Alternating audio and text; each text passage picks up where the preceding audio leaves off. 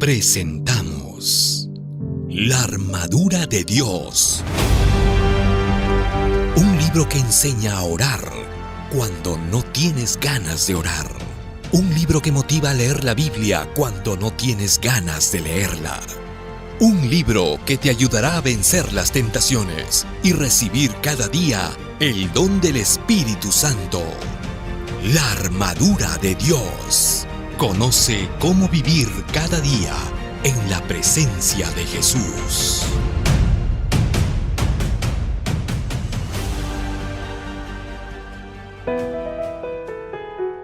Comenzamos un nuevo día. Día 29. ¿Qué es el bautismo del Espíritu Santo? Muchos cristianos sinceros anhelan ser bautizados por el Espíritu Santo.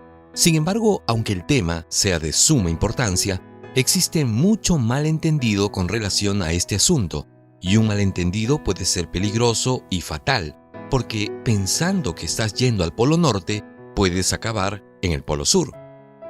El bautismo del agua y del Espíritu.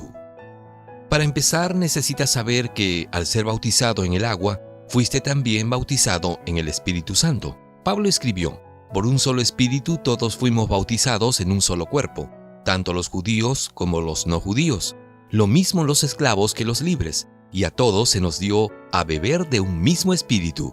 Primera de Corintios 12:13.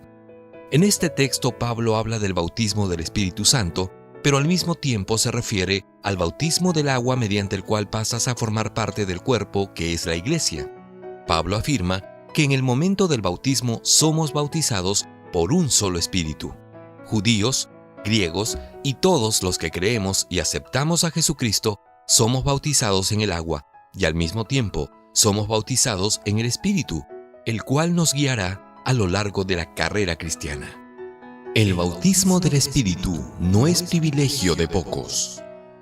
El bautismo del Espíritu no es privilegio de unos pocos, sino de todos los creyentes que aceptan a Jesús y pasan por el bautismo del agua. Este pensamiento queda claro en la declaración de Pedro antes del Pentecostés. Y Pedro les dijo: arrepiéntanse y bautícense todos ustedes en el nombre de Jesucristo, para que sus pecados les sean perdonados. Entonces recibirán el don del Espíritu Santo, porque la promesa es para ustedes y para sus hijos, para todos los que están lejos y para todos aquellos a quienes el Señor nuestro Dios llame. Hechos capítulo 2, versículos 38 y 39. Según este texto, primero viene el arrepentimiento, después el bautismo y simultáneamente el creyente recibe el don del Espíritu Santo. Esta promesa era para los creyentes de aquellos días, para sus hijos y para todos los que aceptasen a Jesús a lo largo de los tiempos. El bautismo del Espíritu no es un hecho espectacular. El bautismo del Espíritu no es un evento espectacular ni deslumbrante, sino una obra serena y transformadora. El Espíritu trabaja en el interior del corazón humano, y a medida que éste obedece y anda en los caminos de Dios, su vida es transformada y sirve de inspiración a los que le rodean. Tú recibes el bautismo del Espíritu en la hora de tu bautismo en el agua. A partir de ese momento, Él desea guiar tus pasos y conducirte por el sendero de la obediencia. Pero si tú te resistes a obedecer su voz, el bautismo del Espíritu no tiene ningún valor para ti. El Espíritu concede poder, pero no es apenas una fuerza poderosa. El Espíritu es una persona, como el Padre y como el Hijo. No es algo, sino alguien. Es simbolizado por el viento, pero no es viento. Es ilustrado con el fuego, pero no es fuego. Hay mucha gente sincera que cree que el Espíritu es el poder divino. La Biblia declara que el Espíritu Santo tiene mucho poder, pero no es un simple poder impersonal. Recuerda las palabras de Jesús a sus discípulos antes de su crucifixión. Los discípulos estaban tristes ante la perspectiva de quedarse sin la compañía de su Maestro y Señor. Habían caminado juntos durante 3 años y Jesús había estado con ellos en los momentos de duda y dificultad. Pero había llegado la hora de partir. ¿Qué sería de ellos? Jesús los vio tristes y apesadumbrados y les dijo: yo rogaré al Padre y Él les dará otro consolador para que esté con ustedes para siempre, es decir, el Espíritu de verdad. al cual el mundo no puede recibir porque no lo ve ni lo conoce. Pero ustedes lo conocen, porque permanece con ustedes y estará en ustedes. No los dejaré huérfanos, vendré a ustedes. Juan capítulo 16, versículo 16. Meditemos en las palabras de Jesús. Él dijo a sus discípulos que les enviaría otro consolador. Hasta aquel momento, Él había sido el consolador de sus discípulos. Ahora se iría, pero no los dejaría solos. Enviaría a otro consolador. Esa palabra otro en el idioma griego se refiere a otro de la misma naturaleza. No se habla aquí de una fuerza consoladora, sino de otra persona consoladora, y se refiere al Espíritu. Pero Jesús dijo: mas el mundo no puede recibir al Espíritu porque no lo ve, ni lo conoce. Pero ustedes lo conocen, porque permanece con ustedes y estará en ustedes.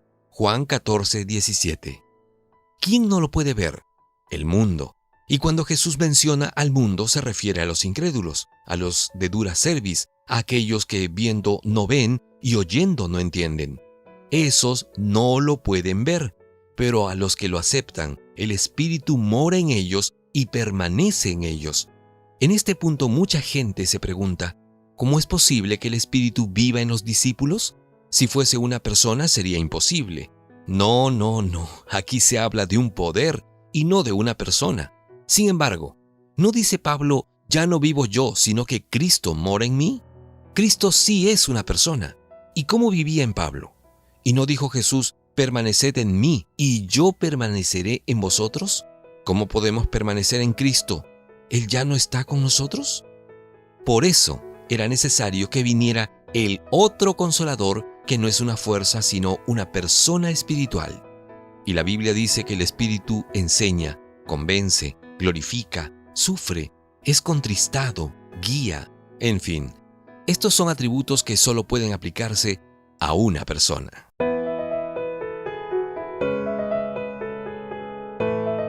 ¿Cuál es el desafío para hoy? Como hoy comprobamos que el Espíritu Santo es una persona, así como el Padre y el Hijo, y que hay necesidad de que recibas el bautismo diario del Espíritu Santo, anda a tu lugar habitual de oración para pasar 30 minutos a solas con Jesús. En tu conversación con Jesús, reconoce específicamente que el Espíritu Santo es una persona y agradécele por la obra que está haciendo en ti. Finalmente, prométele serle fiel y obediente. Hemos presentado